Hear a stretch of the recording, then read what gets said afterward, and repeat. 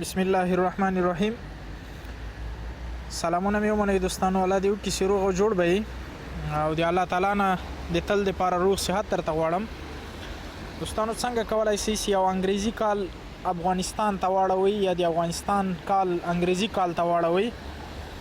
نو زیاتره د خارج کې چې کوم دوستان اوسیږي دوی ته لږ مشکل په دې کې، ځکه چې هغه بیا کلکولیټر یې پسې راخیستی، بیا ضربه یې بیا کوي چې دا به څنګه موږ وکولی شو. نو دلته زه اوس تاسو ته یو لنډ طریقه ښیم.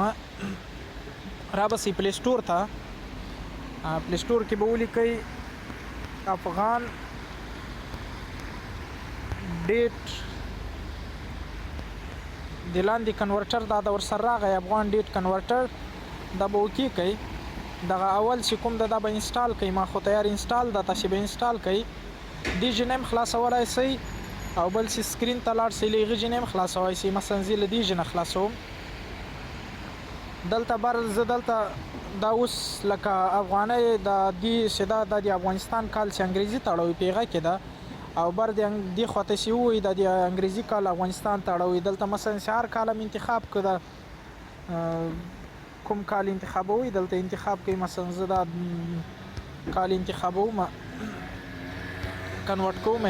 دلته د لاندې ګوره د افغانستان هغې راته ولیکه تاریخ چې دغه تاریخ ده او په دغومره ورځ ده او دغومره شی دی. افغانستان تاریخ اړوي دلته مثلا 1450 داسې د ثور میاشت او دا دوم تاریخ د انګریزي ته اړوي، دا به کنورټ کوي. دلته راغی 1901 او یا څلورم د 21 یکشنبې ورځ.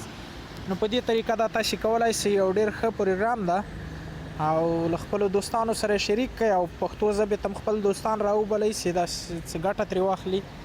نو ښه خوشحاله ژوند ولرئ. په الله م سپارمه.